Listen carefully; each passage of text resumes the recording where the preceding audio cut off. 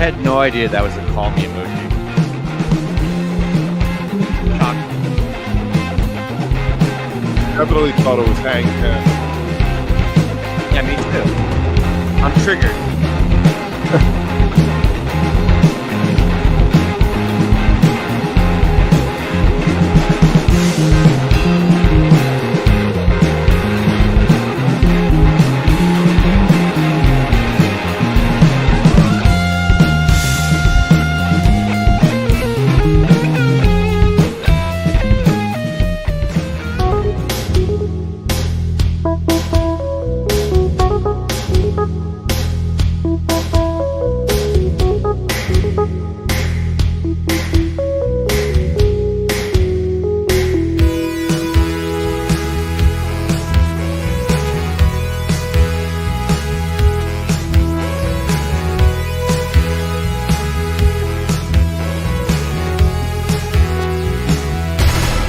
wook+live. New York City. Welcome to Wook Plus. I am Weekend Wook, joined by Kev, the Great Went, and T. What's up? Welcome to Wook Wednesday, Wook Plus Live.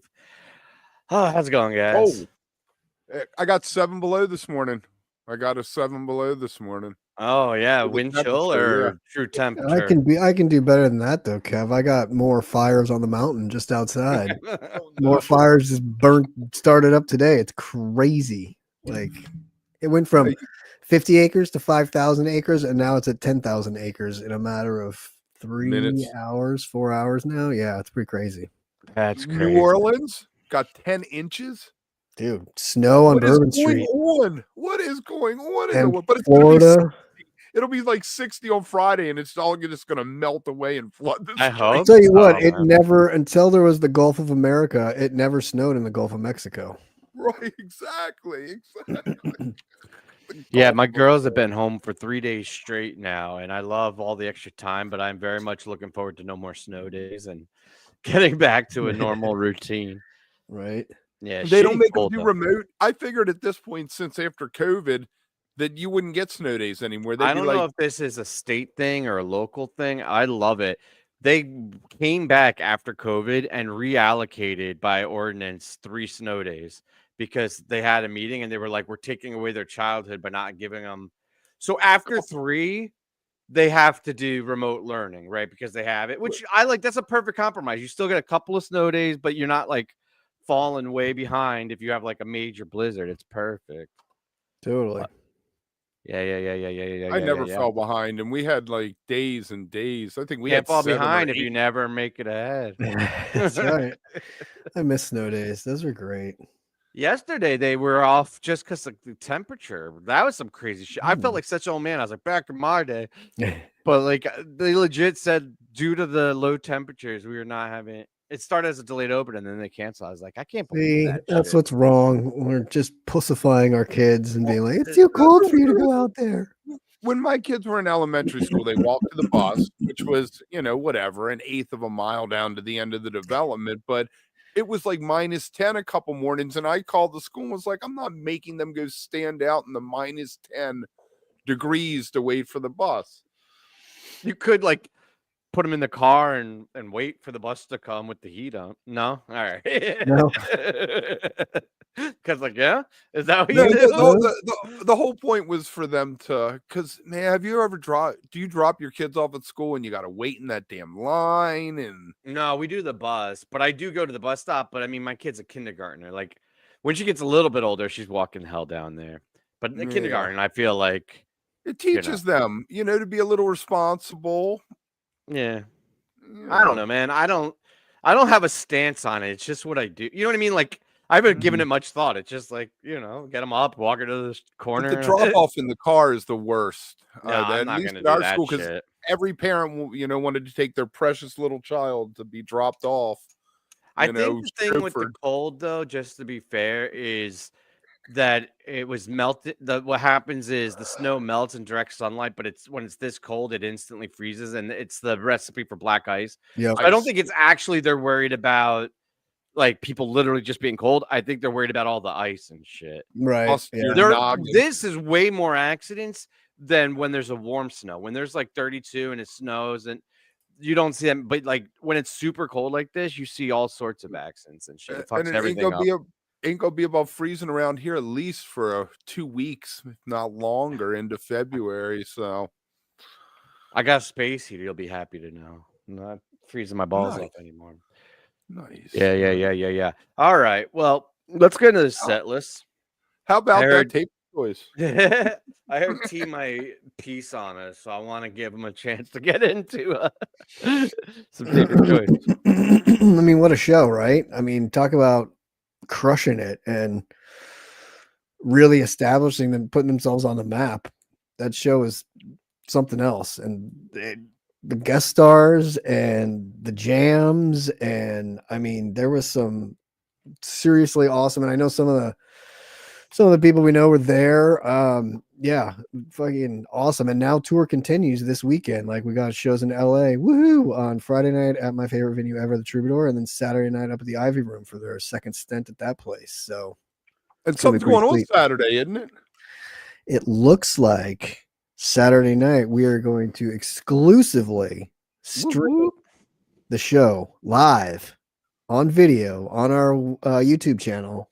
A live stream of the 2 sets live from the Ivy Room. I should be able to be directing the show, so tune in and check it out. And then it should probably live up there as well. Tim, we should do a live set break thing. Oh, like yeah. The post show. We should do the post show. Yeah, Lama I was gonna say now, post show. yeah. We don't want to interrupt the stream during set break though, because with our luck, we won't be able to get back. Get it in. back. Wait, Right. Papa Kitty, did we talk about you coming on? You're making it sound like you've asked a dozen times and we've rejected you. This is the Right? first I'm hearing of you coming on. That's hilarious. Not No, Relic, not Relic Relix 50, the live show they're playing. Where are they playing? They're playing up at the place called the Ivy Room in Albany, California, which is actually like Berkeley, Oakland area. confused with Albany, New York. Not to be confused with Albany, New York. And our good buddy Llama will be out here too. Llama's coming out when him and I are going to hit the LA show together and the Oakland, San Francisco show together as well. So it's going to be fun. But yeah, tune in. It's going to be awesome. Our second time live streaming one of their shows. We did the second night of tour last year or 2 years ago from Union Pool. And now this will be the second time we do it. Hopefully it'll become more of a thing, but I'm super excited about it. So yeah, tune in. It's But gonna be great. the show itself, we got lots of guests. We had TC and what's her name? Davis. Is her last name? Where's that echo coming from? And Michaela Davis. Yeah, Michaela Davis. Yeah. Hey, I'm And gonna troubleshoot for a second and mute T for a second. I'll just see. All right, Kev, And they did Mountains in the Moon into Dark Star. T, you gotta turn down a little bit, buddy. Me? No. Nope. I just muted you. The echo went away. It's totally you. I know there was an echo. Your head. No, the So, fucking chat is saying that there's an echo. There's totally. Yeah, Yes, so that this is was Taper's Choice fantastic. that will be streaming Saturday night, the Saturday night show. Don't try to bring order to this show. Chaos is welcome. Chaos. We're allowed to diverge every once But in a while. I think musically, Chaos. it was interesting musically because they had all the guests, so we didn't get too much of that classic Taper's Choice sound, but they got a few of them in. The only thing I thought doing the coconut was weird. No, that was a weird one, but I really liked. I thought a couple of those highlights, man. That Dark Star jam that they did was phenomenal. Like that was really awesome. And a few of the other jams that they got into there it's pretty sweet. I mean, it was a unique show playing with all those people and playing songs kind of out of them, like you said, Kev, not really the classic Taper's Choice stuff. So I actually asked Alex about that and was like, hey, will some of these songs make it into not rotation, but will we hear them again as, covers? And he's like, yeah, I think a couple of those might show up again. So it'll be cool to see what does show up again. Musicians like that, once it's in their fingers and they learn it, it's always a possibility, right? Like it might not even be planned. It might just be something that just like fucking in a jam, they, fucking tease it. And then like a tease. Yeah, that's what I was in. going to say, like fall into it in a jam or like tease it or something. But yeah, for sure. You could do a whole Dark Star jam. You don't have to sing Dark Star. I feel like bands feel like they have to sing it, and the vocals, for whatever reason, are hard to sing. The key they're in, the whatever prosody of the line itself. But and I think it's built for the jam, right? Like Yeah. you can jam around it and then just kind of fall into the da-na-na-na, da-na-na-na, and then just kind of like take it and not have to worry about the lyrics and then come back out of it and do whatever you want. And I think, Dave does tease a lot of Dead and a lot of songs, even the tour 2 years ago and stuff. If you go back and listen, there's a few like Eyes and Franklin's, and there's a few little teases in there already from them. So unabashful, just full blown. They don't give a. I love that though, because so many other bands feel like they can't, right? Like go there, and probably they can't. I mean, it's probably a good decision, but I love that after all these years, a band was finally like, "Fuck it." They're huge influences on us, and we're just gonna, I guess so. I guess that's Dave mostly, right? That's doing that. It's actually, well, I mean, Dave, it's funny because Dave is so much more like, and Long can speak to this too, but he's like, Dark Side is such a different kind of band, and the way Dave plays guitar is so much more, I don't know, electric and eclectic, and like he does all kinds of weird things with like the sound and all that stuff. It's actually Alex is in like Dead cover bands, and it's kind of him as sort of that, and CT as well. Vampire Weekend plays some Dead songs, and they're doing the Dead tribute thing out here, but next month or whatever. So, and he's definitely more Alex of a Billy drummer than a Phish drummer. Like he has that heavy-handed, Kreutzmann sound to him. So. Right. And so those two are the main Dead influence. And then Zach's very prog and, in his zone. And so it's kind of interesting to hear them. And I think they've gotten Dave more into that. And Dave's kind of like a lot more into I'd like jams. to say Dave did play with Bob Weir before.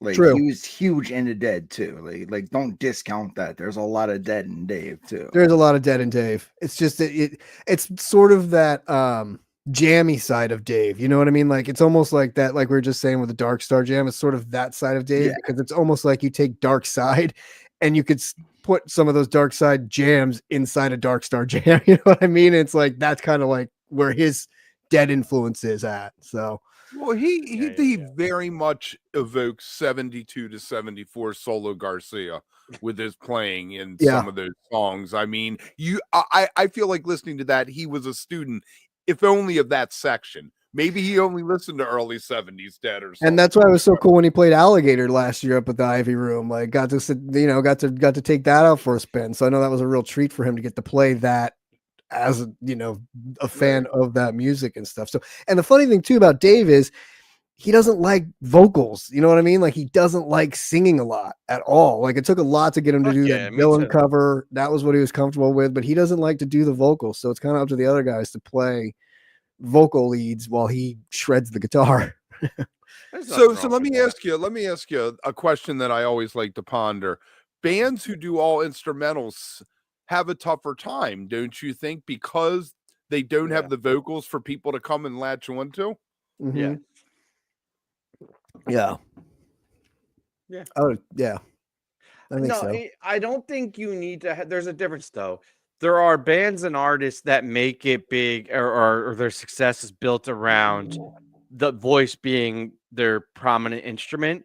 But then there are bands that use vocals for the hook or for telling a story, but it's obviously not their dominant instrument, right? The instruments are. And then there's, of course, there are the bands that don't have any vocals. I agree that the vocals are important, but not every band needs to have the fucking perfect pitch and the crazy harmonies and insane melodies. They just have to have, like, folksy, just tell a story, stay relatively in pitch, get the hook. I feel like the choruses is what really, because you can't have it, like, you can technically have like a chorus section of a song and play the melody on like your instruments, but the words of the chorus that get you hooked, I think, is the specific part of the vocals that really latches on to people. And without that, it's a struggle. Would you say the hook brings you back? Exactly, my man. Exactly. Hey, Joel, hold on. And as VitaBot, sorry, I was just going to say this, Tim, to your point about CT, he did sit in for Billy that time up at the Santa Barbara Bowl. So yeah. That was popping. Are we talking about the band Consider the Source here? Hold I on, do like them. Sorry. Are you trying to pass a whole? You're trying to skip a section and do a segue? Seriously? I wonder why they said consider the source if they were talking about the band. I don't know, man. That's why I was asking. Joel, if you were worried about summer tour, we have a microdose up on the channel with all the latest rumors, and I am growing in confidence of their accuracy each day. So I can't give you 100%, and you are gonna have to wait, but check that out. Yeah, he was talking about the band. We're gonna talk about the band in a little bit, but I don't want to skip ahead. What did you want? Can I ask him a question? Sure, go for it, man. Do you There's know no rules mono? here. It's chaos. Do you know mono means one? The other band that John is in. Have you ever heard them? Because I really dig them. They're fun. All right, Jason, Who are I you appreciate asking? I appreciate Jason telling Josh too soon because he says the LA shows are going to be fire, and we just talked about how we just left another 10,000 acres on fire right now, just outside. So yes, a little soon. So hopefully the state will still be here. Or at least Southern California will still be here in April for the shows. Wow, that's heavy. I hope they open the spring tour with Fuego. That'd be sick. Or at least the LA run. Yeah, the LA run. All right, because they're going to be up north first. All right. We got a slew of benefit shows coming up. I don't know how much we got to talk about it, but I think it's good to bring attention to them just because, it's a good practice. Well, and also celebration of life things too. We got an Unbroken Chain with Graham Lesh. Our boy Rick from Goose is going to be there. Krasno, O'Teal, Jason Crosby, Molo, and Jennifer, our friend Jennifer Hartswick. Krasno's doing a couple benefit shows. Yeah, and we got Dawg doing Dawg At 80. Our friend Matt Bush is putting one with Grisman, and there's going to be new compositions. It's going to focus on the non-Garcia Grisman stuff, so that should be fantastic. And then there were a couple dead ones, right? Well, do you know the LA Fire ones off the top of your head? That's Mayor and Dave together. That was a big deal. They're doing That's crazy. It's going to be interesting because they're playing at the Forum and they're playing at the new Intuit Dome. Right. And they're kind of going to play at the same time, but do, one band will play while one band's playing at the Forum, they'll set up another band at the other venue and then crazy. Switch it around. And stream in the band that's playing at the non-venue you're at. Yeah. Well, I hope so. I hope that they should have it up. Yeah. On the screens at the other venue. For the webcast too. Yeah. Right. That would work. Yeah. But we got a ton of people. Lady Gaga's doing it. Pink, Red Hot Chili Peppers, Rod Stewart, Steven Stills, Stevie Nicks, Tate McRae. Big names.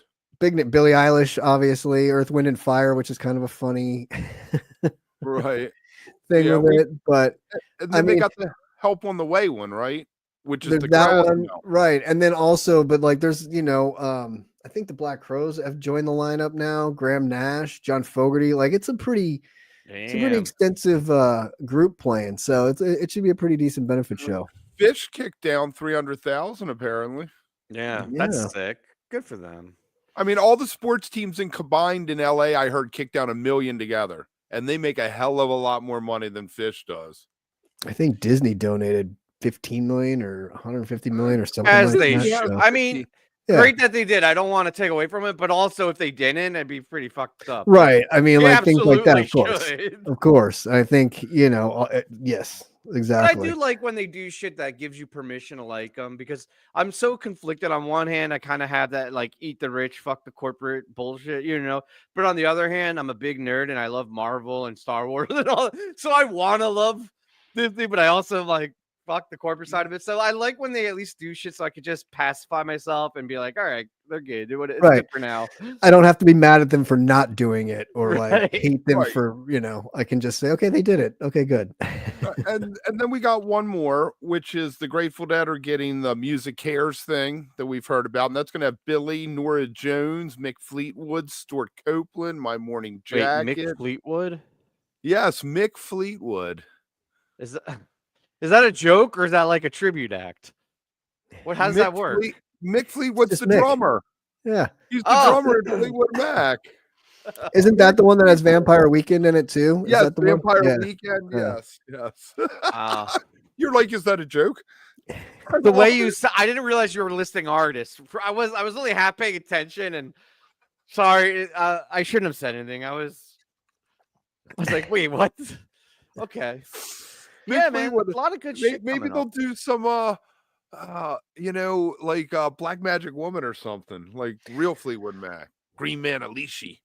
I like that. That's like just based around the celebration of the dead thing, which is cool. Like the other benefits, it kind of sucks that the reason they're doing it, you know what I mean, is because of all the devastation, the fires and stuff like that's what it took to get all this awesome lineup together to do it. But I like the dead thing because it's just sort of like that tribute type thing, and those are the bands that want to play in that. So that's kind of cool. Yeah, I agree. It's how long is this going to take to you think? 5 years, 10 years? Will they ever be able to rebuild? They will. They'll rebuild. It's just going to look different for a while. I mean, like PCH there's a section of PCH that's just gone, like on both sides of the street. All those homes in Malibu on the ocean side are gone, which is like crazy. So it's going to look Dude, I don't strange. want to dismiss anything or take away from the tragedy at all. So what I'm about to say has nothing to do with that.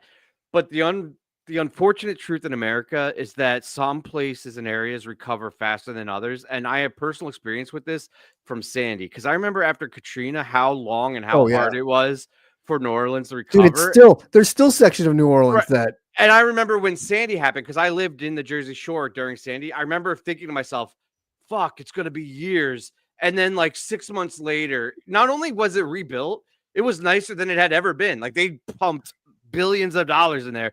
So like it is an absolute tragedy. I'm not dismissing any of the like losses, but fucking LA County is going to rebuild lightning fast. I mean, that is the one of the biggest economies in the world is, in Southern California. So, it is very sad, but I have no doubt it's going to recover and build back very, very quickly. Yeah, it's just gonna. I mean, all those homes. It will take a while for those homes to be rebuilt, and people. Some of them. It's not going to be a week or two, but like it's not going to be years. And some of them will just be sold off, and those, or some people will just take their time in rebuilding it. But yes, it will be. It'll come back. Do you think they take something like Will Rogers' spot and try to recreate what it looked like? Probably, because I mean that was a historical landmark, really cool little. Thing that's now just so and then they'll have those placards with pictures of the original, and like the whole story of the fires, and they'll totally LA it up. It'll be fucking totally. Well, then that's one of those times where build it back better, right? like make it updated because it was a little old, and so now you have a chance to like make it into a museum type thing and make it a an ode to it or whatever it is. So yeah. Right. And all those little craftsmen are gone. That was such a beautiful architectural period that was really in Southern California is the only that whole area in Altadena out in Pasadena, all those homes. And that was part of the problem though. Those homes were old and wood. They were just even like boxes. Craftsmen you could buy in boxes from Sears and assemble in one site. And they just I mean, it's crazy though when you think about it, because like out here there are the hills, and like the further east you go, the drier it is, and you get closer to the desert. And I'm used to the fires being out there like every year, like where it's burning right now in this place called Castaic. That's where you get the fires. They're usually out there. When you get them over here on Malibu and in the Palisades, and that's when it's weird because it's so close and it's so much more lush and green over here because we live by the ocean. Like you have the cool ocean breeze, and at nights it gets very damp, and like so it's weird when it infiltrates this area, and homes are built so much closer together over here because property obviously is like, harder. So it's a lot worse when one thing catches on fire because then it just spreads, and you have the palm trees, which just act like Roman candles, like shooting sparks and shit everywhere. So then it just carries. And to Kev's point, there's not a lot of concrete homes out here. There are a lot of wood homes everywhere. And so like once those roofs go, I don't know, it's crazy. So it just tears through neighborhoods, and it's bad. And Runyon, it's brutal. It's brutal. And I can't tell you how bad. This is my worst for me because I'm not a little further from the fire, so I'm not really as worried about the fire, but the air quality out here is shit. Like, I can't tell you how bad my sinuses and you probably hear my voice. Oh, to go outside. The last couple of days were okay, but now with this new fire, the smoke outside is insane. Like it sucks. I haven't walked the dog in a week. It sucks. Kev, I'm second guessing our choices in set list because we have this like whole heartfelt conversation about LA burning, and it's kind of serious. I would feel like I want to go to a lighter note, but instead we're just going to talk about all. I think it's good to go. I think we keep it dark for a minute, and then we come out, and then we come out in the light. Well, Kev, who's died lately? Tell us. Well, why don't we start off with the one that there's two that really hit me hard, but the David Lynch really did hit me hard because he was such an influence on how I saw filmmaking and the possibilities. And obviously I took my moniker from a character in Fire Walk with Me. And so that one really, really hit hard. And just, I've been watching his movies, so I'm in a weird headspace. But thinking back about everything he did, just an amazing career. And on top of that, a hell of a nice person from everything everyone said. That's what's so cool is like he was a very eclectic, eccentric, super popular, whatever, like had his following and everything, but he maintained his like awesomeness throughout the whole thing. I'm so glad to hear you say that because I was about to say I've never heard anyone say anything bad about him, but last time I said those words was about Bill Walton, and then as soon as I said it, you were like, fuck that guy, and I was like, oh, so all right, I can at least say that now. He was no Bill Walton. It was no Bill Walton. But it's funny, there's a I don't know, for those of you that are on the West Coast, there's this old famous hamburger spot out here called Bob's Big Boy, the dude with the thing. There's only like one left in Burbank. They used to be everywhere, but there's only one, the main one, left in Burbank, and he used to go there all the time, apparently. So they made a makeshift memorial next to the Big Boy out front, and people have been putting things in there. And somebody wrote this thing about they were inside, ordering, and this lady's like, what happened, or like who died or whatever, and they're like, oh, David Lynch. She's like, who's that? And so once they kind of showed her a picture and talked to her, she's like, oh, I know that guy, like he came in here all the time, like he was the nicest guy. She's like, I had no idea he was a director. So there's like this whole other side, even when you didn't know who he was, you were still like, that's a really cool guy, you know what I mean? Like that's what makes somebody special and cool, when people who don't even know what you are or who he is or whatever, he still transcends. Yeah, and a crazy body of work too. Fucking insane. So fabulous body of work. Dennis Hopper. We miss him, but then yesterday, another gut punch for me with Garth Hudson from the band. He was the last living member of the band, and I'm sure a lot of people listening and you guys they're a huge influence. I mean, they changed the direction of popular music when they were doing the stuff with Dylan in the mid 60s.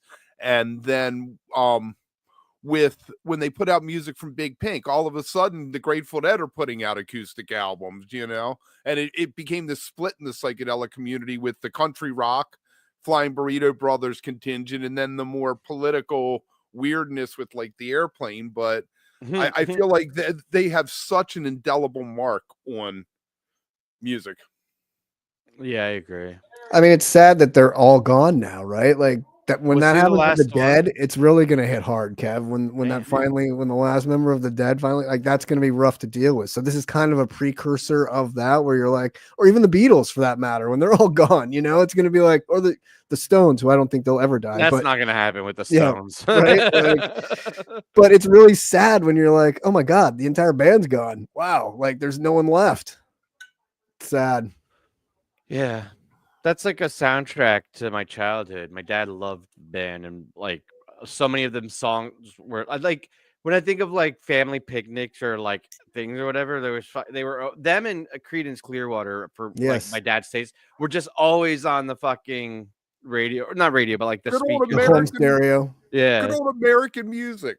Yeah, you cooking burgers and hot dogs and like kids in the porch. At that time, the highest fidelity radio, like your little hi-fi system that your dad had. Yeah, and he fucking blasted. He loved that shit. I was gonna say, Jason, the third person, we were talking about this backstage, the third person was Bob Uecker, and Talk about another guy that transcended sport and TV and Miller Lite commercials and made famous, Major League for crying out. Like how many times you quote Major League and like all Bob Uecker was the man. Here you So, go, yeah, Jason. Pete Rose.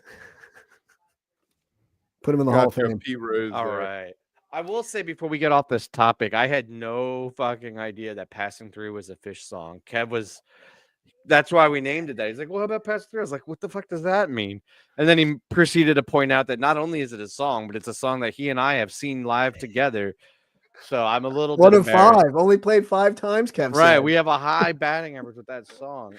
So now I'm And going to start even now, chasing. I still am not 100% confident. I even looked it up. He showed me, but I still can't remember the fucking song. We're going to all chase Passing Through now. It's a mic thing. I think it's based around like a mic bass line. Yes. kind of. Oh, that's probably why I've blocked it out. It's a set killer. It's a bathroom song. Oh, I didn't know it was an MSK. Well, then, fuck it. Well, hey, speaking of Phish and Phish songs and Phish, let's talk spring tour. I got to run real quick, guys. I'm sorry, but I will say, come to California. Let's party. Hollywood Bowl shows. Everyone's invited. Like, that's what I'm planning on doing. Maybe San Francisco, but definitely the Bowl. So, hey, before you leave, let me change. Are we going to get Llama to come on? No, his thing is. Oh, Llama, you coming on? Yeah, he's going to come on for a bit. All right, awesome. Then I don't have to change anything. All right, guys. It's good seeing everybody. Hey, don't forget Saturday night. Tune into our YouTube channel. We'll promo it, but live from the Ivy Room. Tabor's Choice. Woo! All right. Have a good one, guys. Man. See y'all. We just asked for 1 hour. 1 hour once a week. And he's like, fuck you guys. I'm out of here halfway through. All right, it's cool. I get it. Best I can do is 30. Yeah, I see you 1 hour. The best I got for you is 30 minutes. But this is cool. It's a nice little Llama, you're muted. But first question. I can't unmute you. So do you have the thing that blurs your background, or did you hotbox your office and that's all smoke? I can't tell.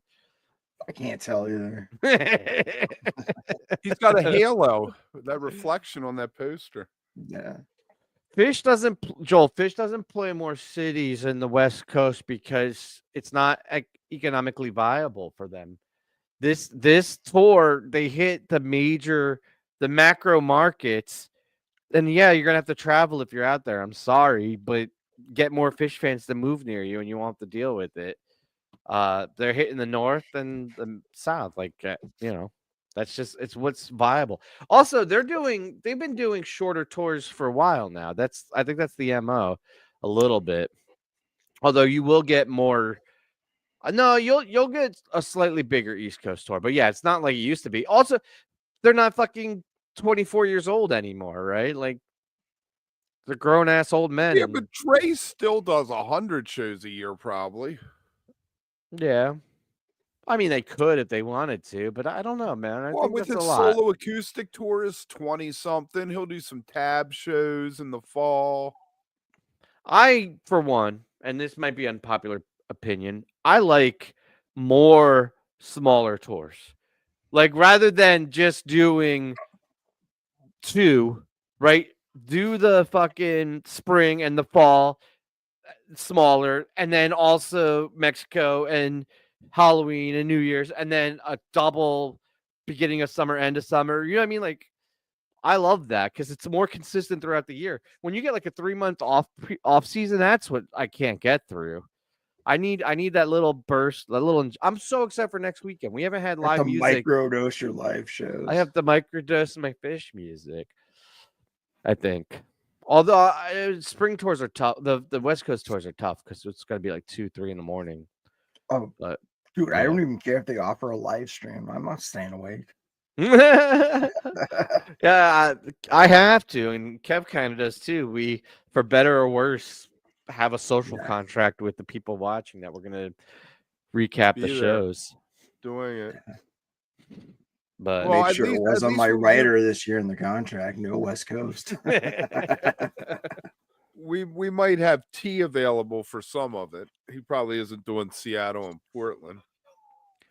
Yeah, I mean, I'm gonna bitch just because it's fun and comforting, but I'm also gonna enjoy it. Like, I love watching Phish. I love listening to music, but I also like hanging out and talking about and doing the recaps. Like I enjoy the after show. So It's for me, it is the perfect model. I don't have to get out. I don't have to leave my house. I don't have to go to a show. I don't have to deal with other people. So You know, it would be a funny bit for like your after shows. yeah. Is one of you explaining what happened to the other one, like they just woke up and you were just going to bed, right? Oh yeah, man, the show was great. Make sure you listen for this. We've almost had that happen before. we've Yeah. almost. Yeah. Been I some think they'll be movement. back out west too. We haven't had any announcements or even real any rumors of it yet, but I'm still pretty convinced that the Sphere is on the table for the fall. So I know people were saying about how they're not hating Arizona or New Mexico. New Mexico. Well, no, not New Mexico, or like Vegas or whatever. But I think they'll be back out there around Halloween. If not Halloween, at least the fall tour. So you'll get it. You'll get your shit. Have you got Do any you other think that opinions on do- spring tour? let me ask you, do you think that if they do a Halloween show and they do it in Vegas, it would be at the Sphere, or would they go back to MGM and do a 4-day run, just the regular run? I don't think it would be MGM. I think if they go back to Vegas, they're going to do the Sphere. I think for two reasons. I think that there's more for them to do with the Sphere, right? That they're going to want to explore.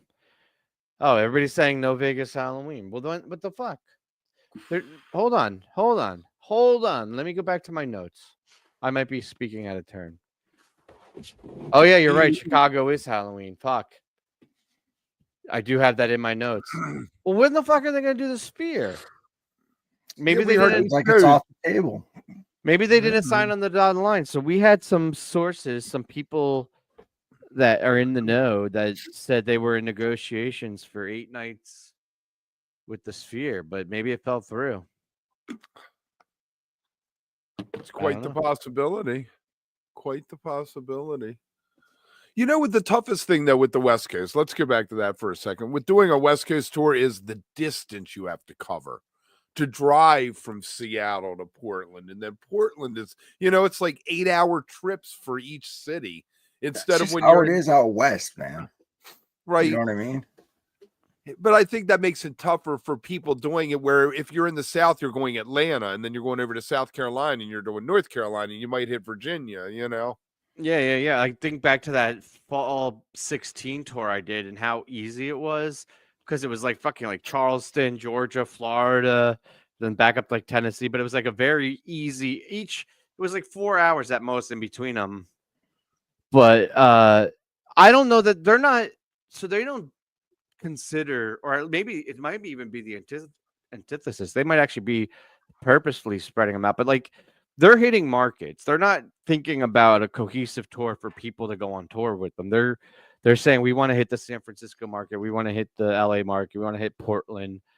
But yeah, they also don't get the band out there that often. So like if you're a fucking head out there, like a big Phish fan, you're gonna make it happen. Fucking travel. Right, but I think I've always called it the widespread model. But you do a city, you do a short little 2 weeks, and that's it. And you take a couple months off and do it. But I feel like if you live in Seattle, it's great. But if you want to be a tour rat, it's a lot harder than it used to be. I feel like a lot of people fly in, see the shows, then they fly to the next town and fly to the next town and have hotels. And I don't know what you're talking about. That's all right. First, I'm gonna fucking lay into you, Kevin. Then I'm gonna lay into this Tim character. No, fucking people. 2 years ago, I drove from Charleston up to Deer Creek, and it was like a 12-hour, 10-hour drive, like for Phish tour. So it was the same thing on the East Coast, and I can't tell you how many fucking people we saw on the road. It was the same road war. There was a caravan of dozens and dozens and dozens of fucking cars with Phish stickers and shit going. Like, yeah, there are wealthy, heady fans that are just flying, and there's tons of people, obviously, that are just hitting their local shows. But there is still a huge contingent of fans that are fucking traveling on tour. And East Coast, West Coast, they're not set up city by city by city all the time. And Tim, we are definitely not on the last hurrah. And like, obviously, shit happens. I'm not saying I can't guarantee that the band's going to stay healthy and everything's going to be perfect. But if everyone does stay healthy, they have many more years left in them. They are so fucking hungry after Mondegreen and what the way that you hear in the interviews and the press tour. Remember that press tour last year, Kev? The fucking press tour they did after the Sphere, and the way Trey was talking about the future of the band. There's no way that they're on the last hurrah. I say that if the Cure have already mapped out they're going to 50 years, Phish will at least do 50, which would put them to 2033. Wait, 33? Yeah. Yeah.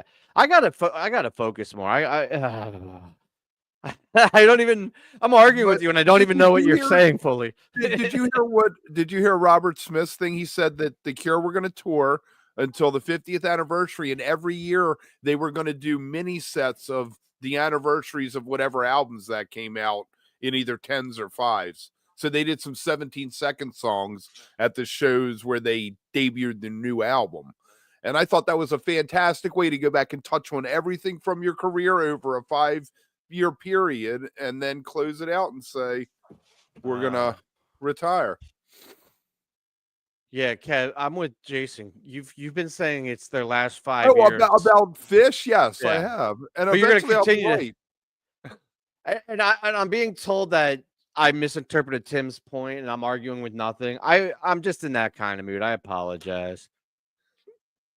I'm half reading the chat and half paying attention to Kevin, arguing with both of you. What do you think, Llama? What is your take on that? 2030? Are you out of your fucking mind? There's no way they're going to be done by 2030. Unless there's a tragedy. Sorry, Llama, go ahead. Time will tell. I think the next social media thing, Phish will accidentally become popular, like through like a bass line or something that gets like looped in like a 6-second vine or whatever. Oh man. I'm hoping social media is dead. Oh yeah? Yeah. We're too stupid. I don't know. So how man. do you the kids and all my daughter's friends and shit, and like their older siblings and shit, none of them fucking. There's like, it's become uncool. Like that's because their parents are on it though, right? Right, but it's gone full circle because it was like Facebook, and then they found other things, but now it's just fucking online social media in general, whether it's TikTok or whatever fucking app. They're just like, they don't want to do it because it's, I definitely could see it fucking dying in the next like 20 years. Hopefully, fuck it. I think it's terrible. But nah, it'll make a comeback. Their kids will be like, oh. I'm all I gotta say is I'm happy as shit that she has no interest or exposure to it, because I do not want to deal with that. That would be fucked up. What were we arguing about? We weren't arguing about. We're arguing about when Phish was gonna not. All right, anymore. I'm gonna resettle into this conversation because I was a little bit sporadic and all over the place. But there's a hunger for the band, like a desire for people to go to see the music, right? Like there's a market for it, one, right? Because that's one reason they would stop, is if people stop showing or the shows were dying. They're still selling out their tours. The band is all healthy and they're all getting along. It's a phenomenal paycheck. There's a resiliency there. And every single year and show and tour, they've been adding new things and growing and developing and living and scratching the creative itch. I've seen Phish fans in 2013, 2014. I distinctly remember 2016 at SPAC. I got in an argument with this fucking guy at the campsite. He was like, yeah, Phish isn't what they used to be. They're way over the hill. I give them another year or two. And that was fucking 10 years ago.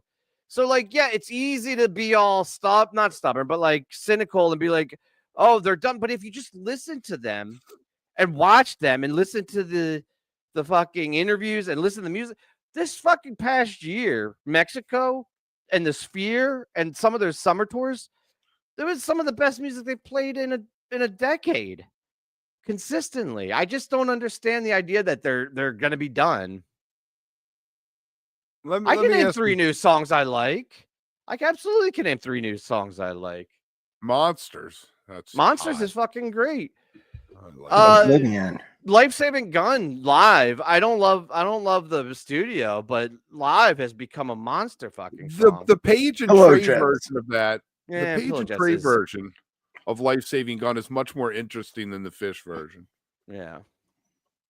And Alan, you know what? Another fucking point though is it's not just the new music. The old music is getting reinvigorated.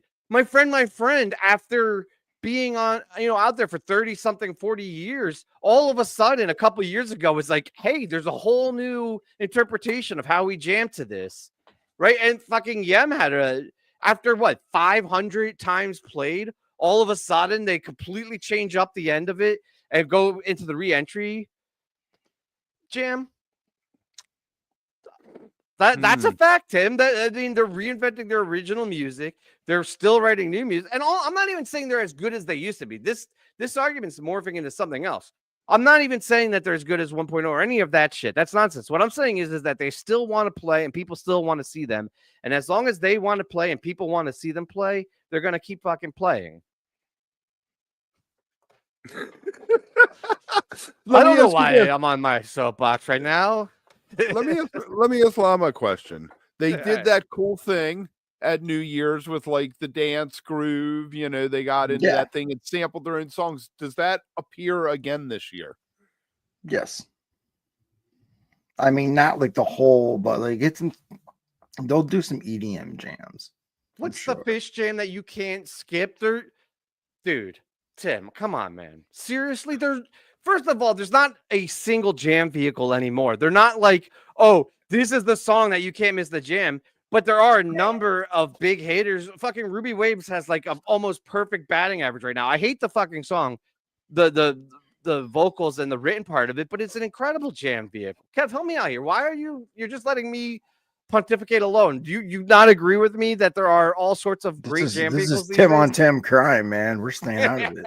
I like this guy, but he's injecting energy into the conversation. I have nothing against him, but I mean, if you want a jam from last year to listen to, even if you want to listen to part of a jam, listen to the last 10 minutes of the Chalk Dust Torture from Mexico. Chalk Dust Torture from Mexico, 100%. They broke new ground there. They really, I feel like, did something that they hadn't done before.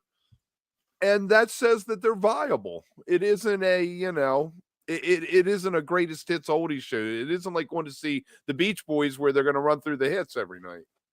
No, I mean, some of those we had a 5-song second set multiple times in the last 2 years that were just phenomenal out there new jams. It's not 97 or 98 or 99, but it's still fucking good.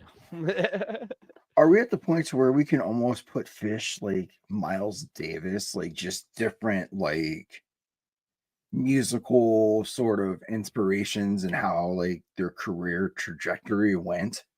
Oh yeah, like you got Miles Davis like the beginning years, then you got pop, and then you got the Electric Miles, right? Sketches of Spain.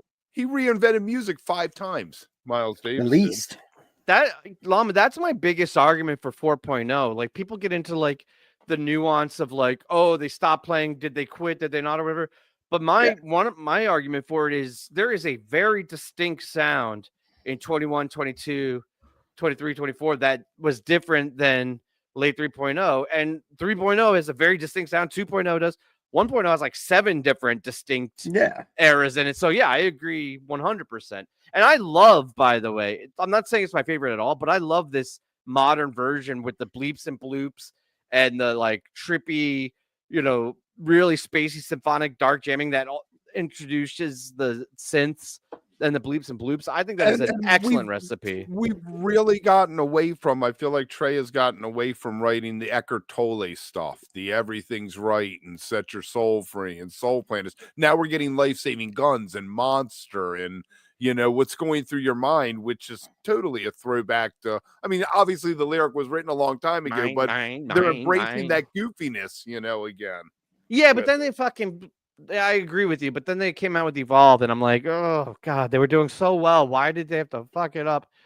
We're gonna name the album Evolve. Yeah, And make it not the only first did we thing come out with Evolve, but we named the title track for the album. Like, god damn. instead of Oblivion, which would have been so cool. They I could have know. broken into the metal market. Oh, you know what? You just proved Tim's point. The band's fucking done. The way they've treated Oblivion and neutered it, you're right. Fuck them. They're on their last leg. They got another year at most. Yeah. Speaking of another year at most, how many more Neil Young minutes do you think we're gonna get there? Wait, you're gonna skip the Sphere update? I thought we already got 10 more. updated it. We have 10 more Oh. minutes. Yeah, we got 10 more minutes. Hold Oh, tight. that was a good segue into Neil Young. It was a premature segue. It was solid, but premature. I mean, we could do it and go back. I don't care. Do you want to give us the Neil or the Sphere update? Yeah, well, we got another person announced playing gigs there, and it's Kenny Chesney. So I find this fascinating because we've pontificated about who would be good to, and we all went, I think, towards pop or more rock stuff, and boom, here we have a country star, and apparently this is getting huge buzz, and it might be more successful than some of the other bands that have played there. I always underestimate country rock and country pop and that segment because it's not my bag. I agree, Joel. I'm not even going to say it's good or bad. It's just not my thing, and I'm disconnected from that scene, and it never ceases to amaze me how fucking big it is, but obviously it is. Of course it is. The majority of the, at least land-wise, the majority of the country, that's a huge part of their culture. But yeah, it's crazy. You could have told me, you could have given me 100 guesses of artists, like write down 100. I would not even have come. You could have given me 1,000. No, maybe you had 1,000. I do Kenny Chesney, but it would have been like 500 or 600 in that I would be I would have had like Garth Brooks. Yes, I know he's canceled ahead of. Oh, is he? I haven't been. Apparently, something with a masseuse or something is. And he's fighting it tooth and nail, but whatever.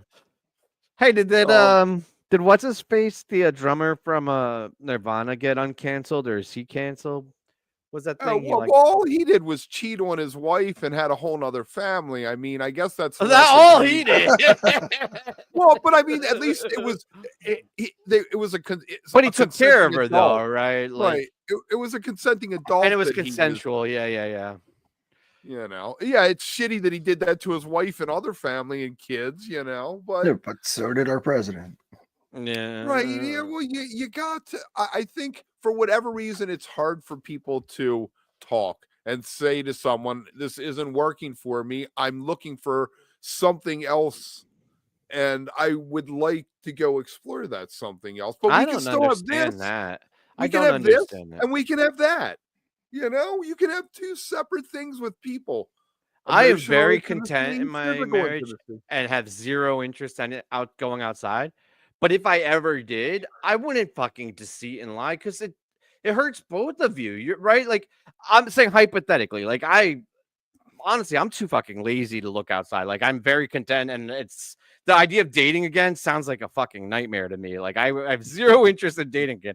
But if I ever did, I wouldn't hide that shit and be deceitful. You just have a conversation about it. People will say that cheating would include something like, what if you were emotionally intimate with someone? What if you found someone that you really connected with? And that's all it was. There was no sexual, there was no physical to it. That would still be considered cheating. I think that's worse, though. Is it? Yeah, if you get closed off, I personally, like, if my wife shut me out and like wasn't communicating with me, wasn't talking to me, and would like shut me out, and then I found out she was opening up and confiding and emotionally, yeah, I would probably, I'm not saying I should be, I'm not justifying it, but I'd probably be more butthurt about that than if I found out that like she slept with somebody. The idea of getting shut out though is very aggravating to me, I guess. Yeah, Mike, I am polyamorous. This is a weird night of Live. We went all over the fucking place tonight. Yeah, man. But so after that, I mean, I don't know. Maybe Phish never plays the Sphere again. Maybe they say, hey, the 4 shows were cool. That was neat. Yeah. Look at We it like a should- festival, you know? I mean, we know how to find this out. We can make a couple of phone calls and just find out. We just haven't followed up on it. We should. That's what we'll do. We'll follow up, and next week on the lot, we'll give everybody an update. Oh, who's going to be on the lot with us next week? Oh, glad you asked. Scott Marks, the one and only. Do I need to even give any more of an exclamation? Everybody knows Scott Marks. Scott's gonna come on, and we're gonna lot it up. Talk before about Mexico. New Year's, talk about the spring tour dates, talk about Mexico. Talk about. I am excited to see if last year Mexico was a blip or the new, the new standard.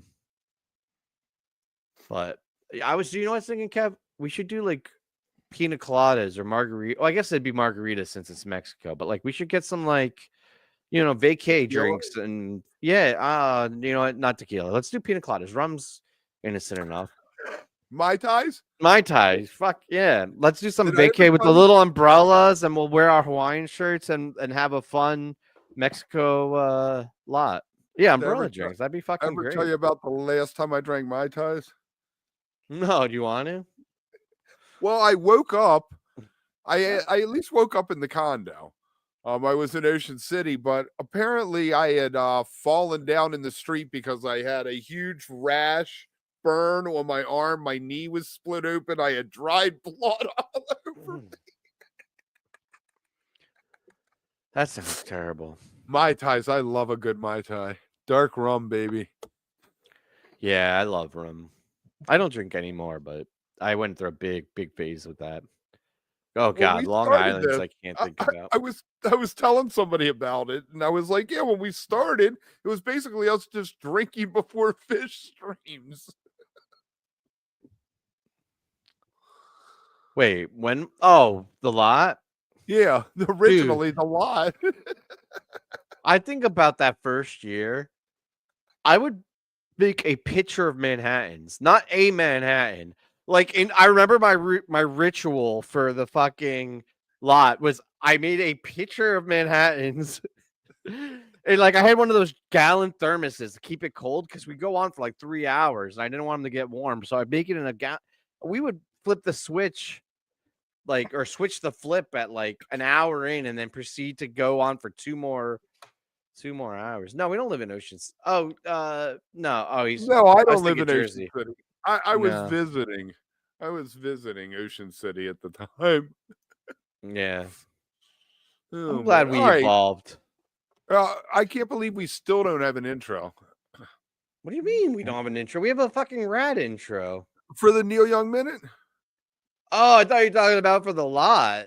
I was like, what are you talking about? It's my favorite intro we have. So hold on, let me see what we have. There we go. There we go. So Neil Young answers people's on some chat board on his website, on his I guess you got to pay to be part of it, but he answered somebody's question and then he threw on the end of it tour dates to be released in February. So that's your Neil Young Minute. That was like a Neil Young 5 seconds. All man. I got today, man. It's the man's 80 something, you know. Yeah. We're gonna have to you want an intro. The intro would have been longer than the Neil Young bit. That's the way it was with the Hogan slogans and the lessons from Llama and everything else. Lessons from Llama. Lessons from Llama. This is a llama's lessons. Or whatever it was. I love that shit. And then he'd be like, turn the amp on, and they'd be like, lessons from Llama. It was perfect. It was so good. Oh, maybe we can have another quarantine for a couple years and we can get back to what we're really good at. Yeah. I don't know. Going into it, we would be. I don't know, man. It worked last week because we didn't know. It felt like it was going to be for a week. That was the energy of the whole thing. Was it always felt like, oh, just another week, just another 2 weeks. And then we just Yeah. kept going with that fucking Mm. naivete of like, oh, we'll just do this for another week. And then like 2 years later, we're like, oh, we're still fucking doing it. Another week. Another week. I feel like the idea of it now, I would just hang my head and be like, I'm tired. I Yeah. can't I can't do this. No. So let me throw out before we go, if you like Discord, we have a Discord. There's a link. Yes, we If do. you become a member, we are going to start doing member hangs on Friday at some point sooner than later, right? Yeah, let's do it tomorrow. Well, no, not tomorrow. Friday. Friday. Friday. All right. So look for that. And next week, the lot, an hour before showtime. Do we know when the showtime is? No, but we're gonna do the lot on Wednesday, and then we're gonna do set break hangs for members. And then 15 minutes after encore. You want to do a quick round the horn? Yeah. What do you mean? Why did he do parentheses? Because it could be the hot dog or, Yeah. kind of thing. Mm. I'm personally, I don't really want a hot dog, but if they have the brat, I'll go with a brat. Oh yeah, fuck yeah. All right. I like brats for sure. Yeah. What about you, Llama? A good pretzel or like. Oh, not parentheses. You're right. What are those quotations? Quotes, yeah. All right, man. Damn, Mike. Oh Not my man, those nuts. double apostrophes are fucking tripping us. Double apostrophe. I mean, what was your is it- snack, Llama? A pretzel, man. Oh, Pretzel. pretzel. Yeah, you yeah, got to yeah. stay away from the Yeah. popcorn, because every time you see somebody eating popcorn, within 3 songs, they're just fucking fumigating the place. Yeah. It's You just know- wrong. It's a lame answer, and maybe I'll think of a better answer, but MC Roach got me into on the 21 tour. We did like 18 shows in a row together, and he always carries these fucking little mints. What are they? The icebreaker mints. And like, yeah, like whatever. And fucking mid set, after like with especially like smoking and just like when it's hot out in the summer and shit, having one of those is like the most. It's like taking like a shower. You know what I mean? Like it's super refreshing. Just like it wakes you up. It's incredible, incredible. And now I can't go to shows without them. That's the way to do it. Dude, the Mondegreen pizza was legit. I will give a shout out to say fuck the spicy chicken sandwich though at 119. Any of you assholes that say MSG spicy chicken is good are just victims of propaganda. The actual sandwich sucks balls. I do like the Jerry rolls on lot. I like bacon in every motherfucking bite. Those are pretty good. Yeah, I don't know. The pizza was Dude, good. the fucking tacos right outside of Dick's, man. Oh Next yeah, door spot, dude. Those was Dick's they were Dick's had great. some good lot food. Yeah. I don't eat in the show though, because it's typically because I couldn't even if I had the food. Right. Right. I was trying to think of a polite way of saying it, but then also the money and stuff. But lot food, yeah, you subsist on that shit during tour. You want a nacho? If they would stop moving, I might. What's the medicine you always tell us to take? Oh, Imodium? Imodium. Yeah, Bring yeah. your Imodium, yes. Hey, you want to buy it? No, I forgot my Imodium tonight. I'm just gonna sit here, look at the lights. You're gonna clench and pray. Clench and pray. Yeah, man. I gotta tell you guys a story later. Not now, not on air. All right. Cool guys. I was We'll gonna say, see do we you have any soon. more plugs? But I think you did all the housekeeping. David's Choice Saturday night. Yeah. All right, we'll see you guys next time.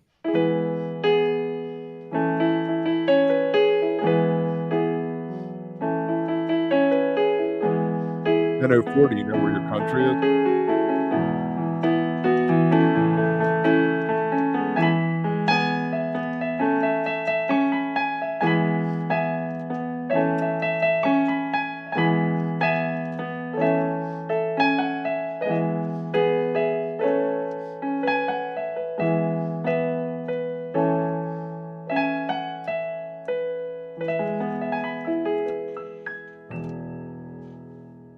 Ramsey Road. Sit, Ubi, sit.